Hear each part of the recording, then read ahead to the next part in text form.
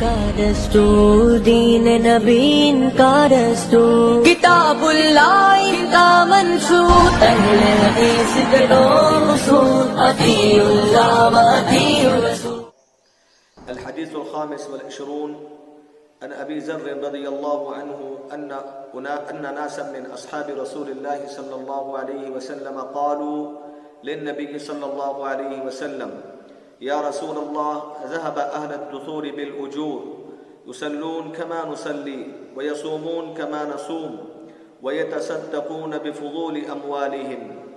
قال النبي صلى الله عليه وسلم أوليس قد جعل الله لكم ما تصدقون إن بكل تسبيحة صدقة وكل تكبيرة صدقة وكل تحميدة صدقة وكل تهليلة صدقة وأمر بالمعروف صدقة ونهي عن منكر صدقة وفي بضع أحدكم صدقة. قالوا يا رسول الله أيأتي أحدنا شهوته ويكون له فيها أجر؟ قال النبي صلى الله عليه وسلم أرأيتم لو وضعها في حرام أكان عليه وزر؟ فكذلك إذا وضعها في الحلال كان له أجر. رواه مسلم. میں نے آپ کے سامنے اربعین نوویہ سے 25ویں حدیث پڑھ کر سنائی جس کے راوی حضرت ابو ذر غفاری رضی اللہ تعالی عنہ ہیں. فرماتے ہیں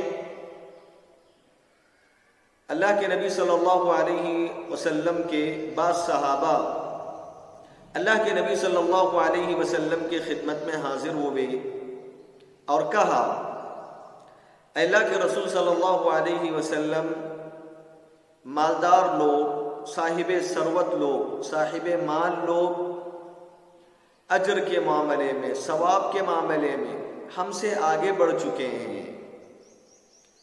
جس طرح ہم نماز پڑھتے ہیں وہ بھی نماز پڑھتے ہیں، جس طرح ہم روزے رکھتے ہیں بالکل اسی طرح وہ بھی روزے رکھتے ہیں، مگر وہ اپنے پیسوں سے صدقہ و خیرات کرتے ہیں، اللہ رب العالمین کے راستے میں اپنے پیسوں کو خرچ کرتے ہیں، صدقہ و خیرات کرتے ہیں، لیکن ہم یہ عمل نہیں کر پاتے.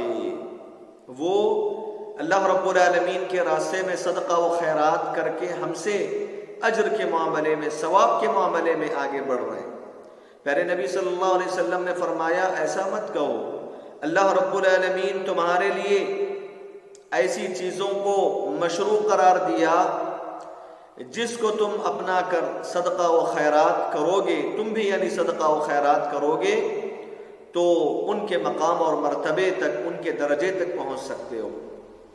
پیارے نبی نے فرمایا آدمی ایک مرتبہ سبحان اللہ کہتا ہے صدقے کا ثواب لکھا جاتا ہے، ایک مرتبہ اللہ اکبر کہتا ہے اس کے حق میں صدقے کا ثواب لکھ دیا جاتا ہے، ایک مرتبہ الحمدللہ کہتا ہے صدقے کا ثواب لکھ دیا جاتا ہے، اور ہر مرتبہ لا الہ الا اللہ کہنے کی وجہ سے صدقے کا ثواب لکھ دیا جاتا ہے.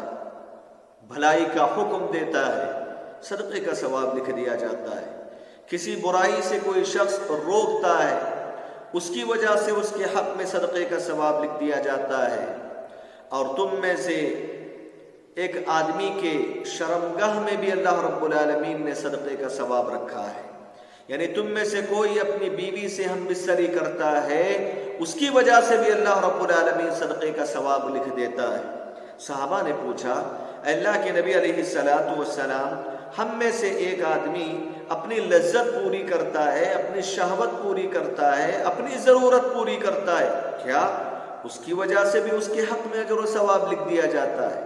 پیارے نبی صلی اللہ علیہ وسلم نے صحابہ سے کہا صحابہ بھلا بتاؤ اگر کوئی شخص اپنے شرمگاہ کا غلط استعمال کرے، غلط طریقے سے، ناجائز طریقے سے اپنی ضرورت پوری کرے، کیا اس پر گناہ نہیں لکھا جاتا؟ صحابہ نے کہا کیوں نہیں اللہ کے نبی، لکھا جاتا ہے. پیارے نبی صلی اللہ علیہ وسلم نے فرمایا جس طرح حرام طریقے سے ضرورت پوری کرنے پہ گناہ لکھ دیا جاتا ہے، بالکل اسی طرح حلال طریقے سے آدمی اپنی ضرورت کو پوری کرتا ہے، اللہ رب العالمین اس پر اجر و ثواب لکھ دیتا ہے. صحیح مسلم کی یہ روایت ہے. حضرات اس حدیث کے راوی ابو ذر غفاری رضی اللہ تعالی عنہ ہیں، جن کا مختصر تعارف اس سے پہلے گزر چکا ہے. اس حدیث کے مقام اور مرتبے سے متعلق ابن دقیق العید رحمۃ اللہ علیہ کہتے ہیں: وفي هذا الحديث فضيلة التسبيح وسائر الأذكار والأمر بالمعروف والنهي عن المنكر وإحضار النية في المباحات وإنما تصير الطاعات بالنيات الصادقات. کہتے ہیں کہ اللہ کے نبی علیہ السلام نے اس حدیث میں سبحان اللہ کی اور دیگر تمام کے تمام اذکار کی، امر بالمعروف والنہی عن المنکر کی فضیلتوں کو اللہ کے نبی نے اس حدیث میں بیان فرمایا. اور آدمی جائز کاموں کو حسن نیت کے ساتھ اگر کرتا ہے اس کی فضیلت بھی اس میں بتائی گئی ہے. اور ایک آدمی کے حسن نیت کی وجہ سے، صدق نیت کی وجہ سے، اخلاص کی وجہ سے اس کی یعنی مباحات بھی، جائز کام بھی اطاعت کا درجہ اختیار کر لیتے ہیں، جائز کام بھی عبادت کا درجہ اختیار کر لیتے ہیں. یہ ساری کی ساری باتیں، عظیم باتیں اس حدیث میں بیان کی گئی ہیں. اس حدیث کی مختصر شرح حضرت ابو ذر غفاری کہتے ہیں: ان اناسا من اصحاب رسول اللہ صلی اللہ علیہ وسلم، صحابہ اکرام رضوان اللہ، نبی صلی اللہ علیہ وسلم کے بعض صحابہ، یہاں بعض صحابہ سے مراد فقراء مہاجرین ہیں. مہاجرین فقراء ہیں، جیسا کہ صحیح بخاری کی روایت میں اس کی صراحت آئی ہے کہ یہاں لوگوں سے مراد مہاجرین کی جماعت ہے، مہاجرین کی جماعت ہے جو فقیر تھی، جو فقراء کے ضمن میں آتے تھے، وہ لوگ مراد ہیں. مہاجرین مراد ہیں، مہاجرین فقراء صحابہ مراد ہیں.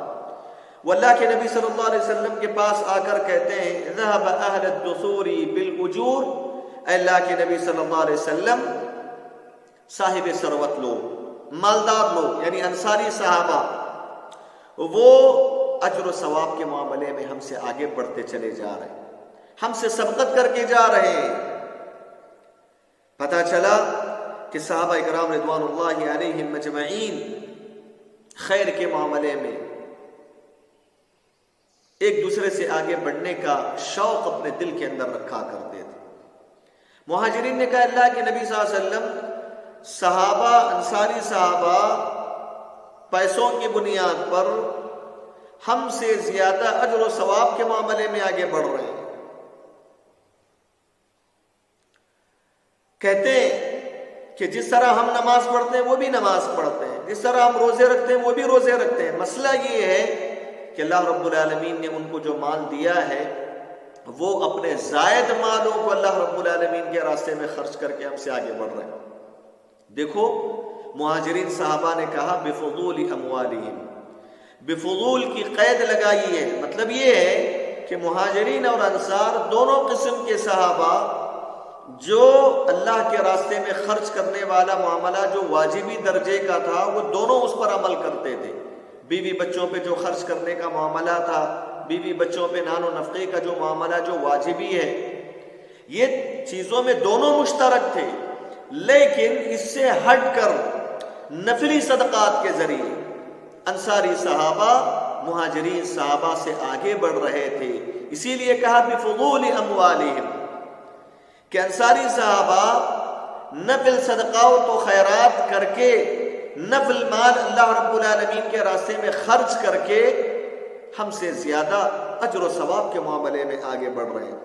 پیارے نبی صلی اللہ علیہ وسلم نے جواب دیا، فرمایا کہ اولیس ذالک، اولیس ذالک، کہا اللہ کے نبی صلی اللہ علیہ وسلم نے ان کو اطمینان دلاتے ہوئے، ان کو جواب دیتے ہوئے، ان کے دل کو مطمئن کرتے ہوئے فرمایا اولیس ذالک، ایسا مت کہو، ایسا مت کہو، کیونکہ اللہ رب العالمین نے تمہارے لیے صدقات کی دوسری شکلیں بھی رکھا ہے.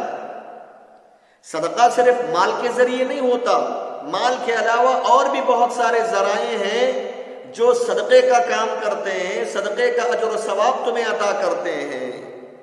اس کے بعد اللہ کے نبی علیہ الصلاۃ والسلام نے مہاجرین صحابہ کو صدقہ و خیرات کی تفصیل بتائی. کہا کہ ہر مرتبہ جب بھی آدمی سبحان اللہ کہتا ہے اس کی وجہ سے صدقے کا اجر و ثواب اس کے لیے لکھ دیا جاتا ہے. ہر مرتبہ جب بھی آدمی الحمدللہ کہتا ہے صدقے کا ثواب لکھ دیا جاتا ہے. ہر مرتبہ جب بھی کوئی شخص لا الہ الا اللہ کہتا ہے اس کی وجہ سے صدقے کا اجر و ثواب لکھ دیا جاتا ہے. امر بالمعروف، کسی بھی آدمی کو کوئی بھلائی کا حکم دیتا ہے اس کی وجہ سے صدقے کا ثواب. کسی بھی آدمی کو کسی برائی سے روک لیتا ہے اس کی وجہ سے صدقے کا ثواب. حتیٰ کہ ایک آدمی اپنی فطری ضرورت بھی اپنے بیوی سے پوری کرتا ہے اس کی وجہ سے بھی اس کے حق میں صدقے کا اجر و ثواب لکھ دیا جاتا ہے، بشرطے کہ اس کی نیت خالص ہو، اچھی نیت ہو. پیارے نبی صلی اللہ علیہ وسلم نے مہاجرین صحابہ کو صدقات و خیرات کی دوسری مال سے ہٹ کر اس کی مختلف شکلیں بتلائی ہیں.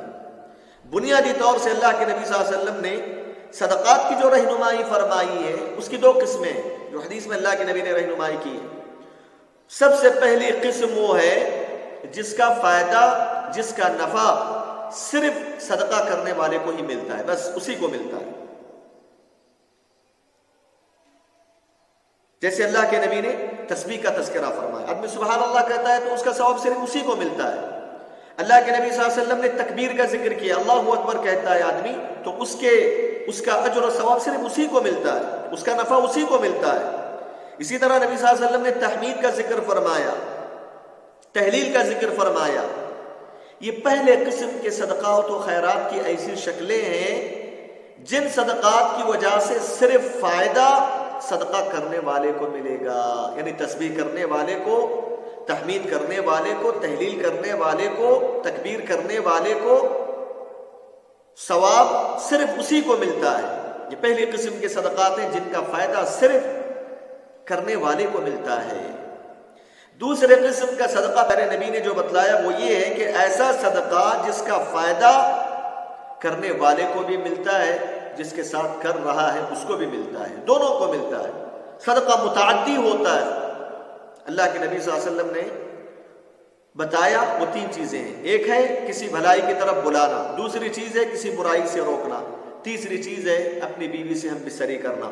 یہ تین ایسے اللہ کے نبی صلی اللہ علیہ وسلم نے اعمال بتلائے ہیں جو صدقے کی شکل میں آپ نے رہنمائی فرمائی، اور ان تینوں چیزوں کا، ان تینوں صدقات کا فائدہ کرنے والے کو بھی ملتا ہے، جس کو کیا جا رہا ہے اس کو بھی ملتا ہے. ایک آدمی کسی آدمی کو بھلائی کی طرف حکم دیتا ہے، بلاتا ہے، تو بلانے کی وجہ سے اس کے حق میں صدقے کا ثواب لکھ دیا جاتا ہے، اس کو بھی فائدہ ملا، اور جس کو بھلائی کی طرف بلا رہا ہے اس کی بھی اصلاح ہو جائے گی، اسی طرح اس کا بھی فائدہ ہو گیا.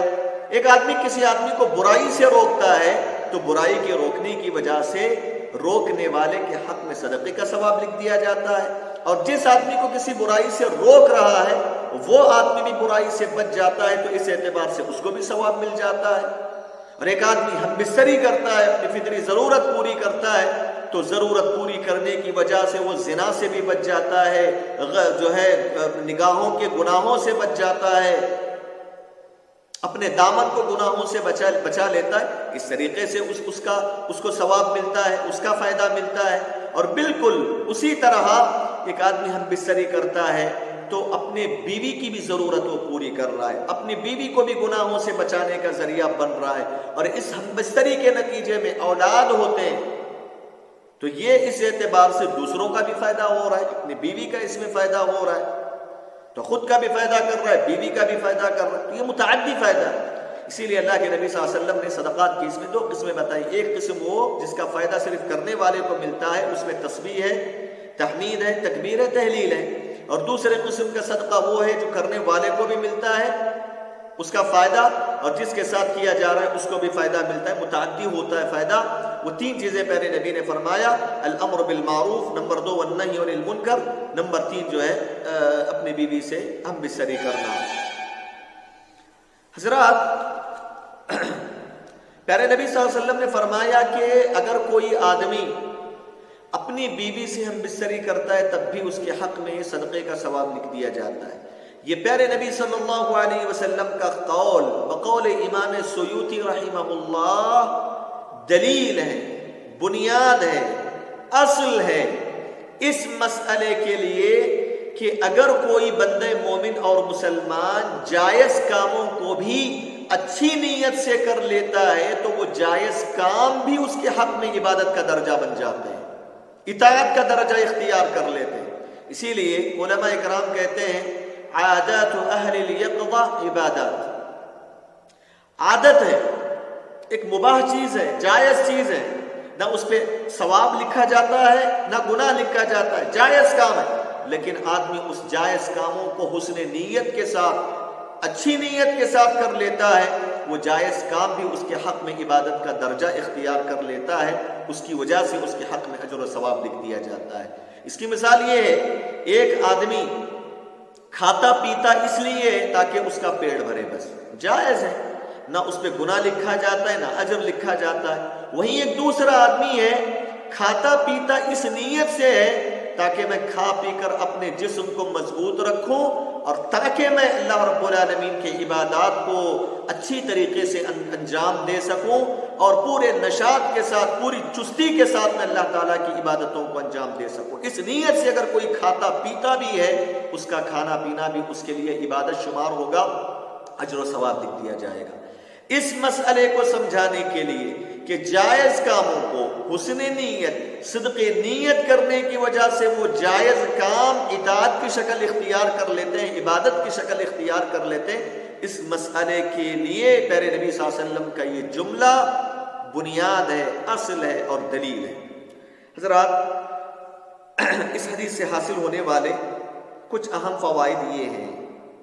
سب سے پہلا فائدہ اس حدیث سے حاصل ہونے والا یہ ہے کہ صحابہ کرام رضوان اللہ علیہم مجمعین کی جماعت وہ جماعت تھی جو عمل صالح کو اختیار کرنے کے سلسلے میں اور نیک عمل کے سلسلے میں، خیر کے سلسلے میں ایک دوسرے سے سبقت کرنے، آگے بڑھنے کے سلسلے میں بڑے ہی حریص تھے۔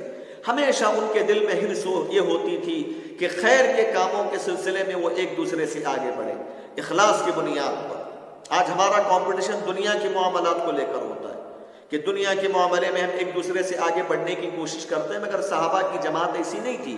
صحابہ اکرام کی جماعت وہ جماعت تھی جو خیر کو حاصل کرنے کے سلسلے میں، خیر پر عمل کرنے کے سلسلے میں، اللہ رب العالمین کی جنت حاصل کرنے کے سلسلے میں ایک دوسرے سے آگے بڑھنے کی حرص اور تڑپ اپنے دل کے اندر رکھا کرتے تھے۔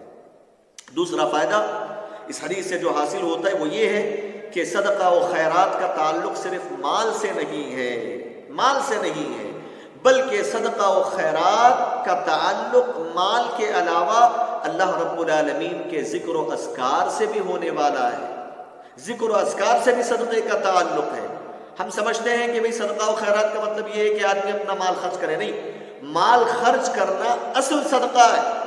اصل صدقہ تو ہے کہ مال کے ذریعے آدمی اپنا صدقہ و خیرات کرے، لیکن صدقے کا تعلق صرف مال سے جڑا ہوا نہیں ہے، بلکہ مال کے علاوہ جیسا کہ اللہ کے نبی نے فرمایا کہ تسبیح کرنا، تحمید کرنا، تکبیر کرنا، تحلیل کرنا، امر بالمعروف و نہی عن المنکر، یہ سب جو ہے صدقے کی مختلف شکلیں ہیں۔ تو آدمی نیک عمل کرتا ہے، اللہ کا ذکر و اذکار کرتا ہے، بھلائی کا حکم دیتا ہے، برائیوں سے روکتا ہے، یہ سب صدقہ و خیرات کی مختلف شکلیں۔ تیسرا فائدہ اس حدیث میں اللہ کے نبی علیہ السلام نے تسبیح، تکبیر، تحلیل اور تحمید پر ابھارا ہے کہ آدمی کو چاہیے کہ سبحان اللہ کہے، الحمدللہ کہے، اللہ اکبر کہے، لا الہ الا اللہ کہے، اللہ کا ذکر و اذکار کرتا رہے۔